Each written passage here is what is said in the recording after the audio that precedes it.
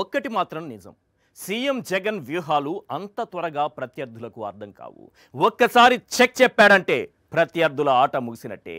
ఇప్పుడు సమన్వయకర్తల ఎంపిక వ్యూహాలు చూసి చంద్రబాబు అండ్ బ్యాచ్ మతిపోతోంది. ఇంకా పూర్తి స్థాయిలో జగన్ ఆట మొదలు పెట్టనేలేదు. అప్పుడే వెన్నులో వణుకు పుట్టడం మొదలైంది. చెమటలు ధారలా కారడం మొదలైంది. పచ్చ మీడియా గిలగిలా కొట్టుకోవడం మొదలైంది. జగన్ ఒక్కో లిస్టు రిలీజ్ చేస్తుంటే బాబు అండ్ బ్యాచ్ గుండెల్లో డైనమైట్స్ బ్లాస్ట్ అవుతున్నాయి. మొత్తం 50 అసెంబ్లీ స్థానాలు, 9 పార్లమెంటు స్థానాలకు 3 విడతల్లో సమన్వయకర్తలను ప్రకటించారు. అన్నిట్లోనూ ప్రజాభిప్రాయాన్ని గౌరవించారు. సామాజిక న్యాయానికి పెద్దపీట వేశారు. బలమైన నాయకులకు బాధ్యతలు అప్పగించారు. కోట్లు ఉంటేనే సీట్లు ఇస్తానంటూ గేట్లు తెరిచే చంద్రబాబు లాంటి నేతలకు ఇలాంటి వ్యూహాలు షాక్ కాక మరేమిస్తాయి? అసలు సామాజిక న్యాయానికి అసలైన అర్థం జగన్ చెబుతున్నారా? జగన్ వ్యూహాలతో బాబు అండ్ బ్యాచ్ కు మతిపోతోందా? టీడీపీ లిస్ట్లో least priority BC, SC, ST, మైనారిటీలకేనా? సామాజిక మహా విప్లవం కేవలం జగన్తోనే సాధ్యమైంది. ఆది నుంచి బీసీలంటే బ్యాక్వర్డ్ క్లాస్ కాదు, సొసైటీకి బ్యాక్ బోన్ క్లాస్ అని చెబుతూ వస్తున్న జగన్ అన్నట్టుగానే వారికి న్యాయం చేస్తూనే ఉన్నారు. సంక్షేమం మొదలుకొని రాజ్యాధికారం వరకు వెనుకబడిన సామాజిక వర్గాలకు పెద్దపీట వేస్తూనే ఉన్నారు. అది నామినేటెడ్ పదవుల్లోనైనా, అసెంబ్లీ, లోక్సభ సీట్లలోనైనా అన్నింటికీ సమతూకం పాటించి శభాష్ అనిపించుకుంటున్నారు. ఇప్పుడు సమన్వయకర్తల ఎంపికలోనూ అదే పాటించారు.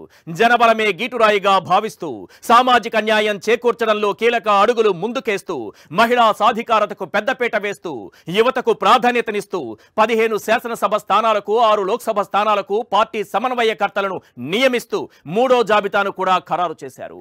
గత నెల 11న 11 శాసనసభ స్థానాలకు, ఈ నెల 2న 24 శాసనసభ, 3 లోక్సభ స్థానాలకు సమన్వయకర్తలను నియమిస్తూ జాబితాలను విడుదల చేశారు. దీంతో మొత్తం 50 అసెంబ్లీ స్థానాలు, 9 పార్లమెంటు స్థానాలకు 3 విడతల్లో సమన్వయకర్తలను ప్రకటించినట్లయింది.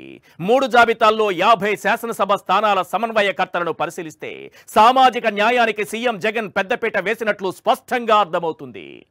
ఇటు ప్రజాభిప్రాయానికి, అటు సామాజిక న్యాయానికి సీఎం జగన్ పెద్దపీట వేస్తున్న వేళ కొన్ని ప్రశ్నలు వినిపిస్తున్నాయి. అవేంటో ఒక్కసారి మనం స్క్రీన్ పైన చూద్దాం. క్వశ్చన్ నెంబర్ 1, సమన్వయకర్తల ఎంపికలో సామాజిక న్యాయం ఎలా ఉంది? క్వశ్చన్ నెంబర్ 2, వైఎస్ఆర్సీపీ ఒక్కో లిస్టు బాబుకు బుల్లెట్లా తగులుతోందా? క్వశ్చన్ నెంబర్ 3, జగన్ వ్యూహాలతో పచ్చ బ్యాచ్ ఉక్కిరి బిక్కిరవుతోందా? క్వశ్చన్ నెంబర్ 4, టికెట్లు అమ్ముకునే బాబు సామాజిక న్యాయం చేయగలడా? క్వశ్చన్ నెంబర్ 5, బీసీలను చంద్రబాబు ఏ విధంగా అవమానించాడు? జగన్ వ్యూహాలతో బాబు మైండ్ బ్లాంక్ అయిన వేళ వినిపిస్తున్నటువంటి ప్రశ్నలివే. YSR Congress party 3rd list release చేసింది. ఊహించినట్టుగా ఆ మరుసటి రోజు పచ్చపత్రికలు విషం చిమ్మాయి. బ్యానర్ హెడ్డింగులు పెట్టి మరి తమ అక్కసు వెళ్లగక్కాయి. కాపులను, బీసీలను కొట్టి అగ్రవర్ణాలకు చెందిన నాయకులకు పగ్గాలు అప్పగించినట్లు మన ఎల్లో తాత రాసుకొచ్చారు. ఇక కుర్చీ కింద కృష్ణయ్య మరో అడుగు ముందుకేసి కుటుంబ కథాచిత్రం అంటూ మరో తప్పుడు వార్తను వండివార్చారు. విషం కక్కడంలో, తప్పుడు వార్తలు ప్రచారం చేయడంలో పీహెచ్డీలు చేశారు కదా, ఆ మాత్రం లేకపోతే ఎలా? ఇక అసలు విషయంలోకి వద్దాం. ఇప్పటి వరకు వైఎస్ఆర్సీపీ మొత్తం 3 జాబితాల్లో కలిపి 50 శాసనసభ, 9 లోక్సభ స్థానాలకు పార్టీ సమన్వయకర్తలను ప్రకటించింది. 50 శాసనసభ స్థానాలను పరిశీలిస్తే ఎస్సీలకు 14, ఎస్టీలకు 3, బీసీలకు 16, మైనారిటీలకు 4, ఇతర వర్గాలకు 13. ఇక ఇప్పటి వరకు ప్రకటించిన 9 లోక్సభ స్థానాల్లో బీసీలకు 6, మిగిలిన 3 ఒక ఎస్సీ, ఒక ఎస్టీ, ఒక ఓసీ ఉన్నారు. గుట్టలో గుట్టుగా సామ్రాజ్యాన్ని నిర్మించుకున్న రామోజీ గారు, మీ 87 ఏళ్ల గుండెపై ఒట్టేసి చెప్పు, చంద్రబాబు ఇంతకంటే బెటర్ గా బీసీలకు న్యాయం చేసేలా లిస్ట్ రిలీజ్ చేస్తాడని నువ్వు చెప్పలేవు. ఎల్లో తాత, ఒక్కటి మాత్రం నిజం, పచ్చళ్లకు బూజు పట్టినా పర్వాలేదు కానీ బుర్రలకు బూజు పట్టకూడదు. నీ బుర్రకు బూజు పట్టింది, అందుకే నీకు బాబు పిచ్చి పట్టింది. ఇప్పుడు చూడు తప్పుడు వార్తల ఎల్లో తాత.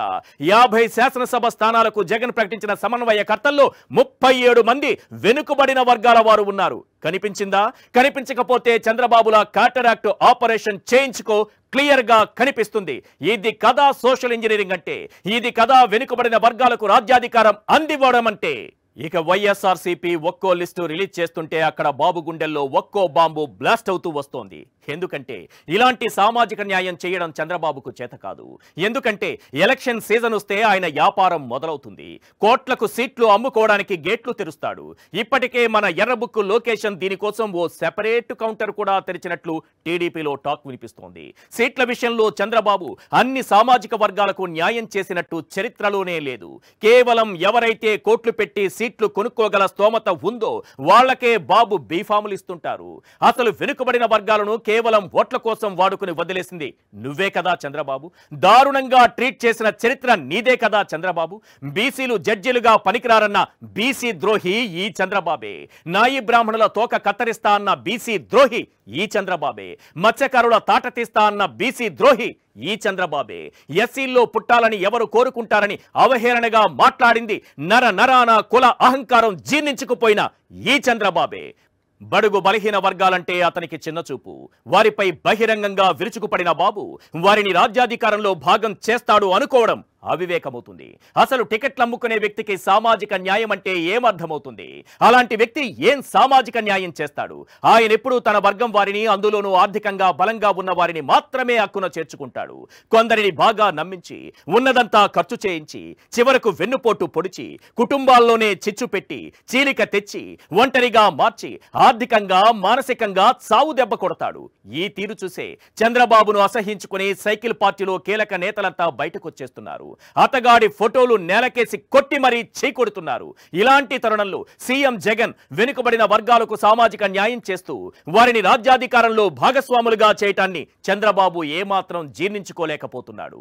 అందుకే అటు వైఎస్ఆర్సీపీ ఒక్కో లిస్టు రిలీజ్ చేస్తుంటే ఇటు చంద్రబాబు గుండెల్లో ఒక్కో డైనమైట్ పేలుతోంది. సీఎం జగన్మోహన్ రెడ్డి పాలనలో రాష్ట్రంలో సగటున 87% కుటుంబాలకు సంక్షేమాభివృద్ధి పథకాల ద్వారా ప్రయోజనం అందితే అందులో 75% ఎస్సీ, ఎస్టీ, బీసీ మైనారిటీలే ఉన్నారు.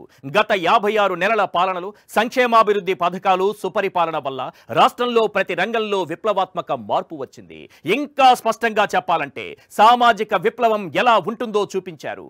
ఇప్పుడు సమన్వయకర్తల ఎంపికలోనూ అదే సామాజిక న్యాయం అక్షరాల అమలు చేస్తున్నారు. ఇది సోషల్ ఇంజనీరింగ్ అంటే, ఇది విజన్ ఉన్న నాయకుడి లక్ష్యం అంటే, ఇది మాత్రం గన్ షాట్.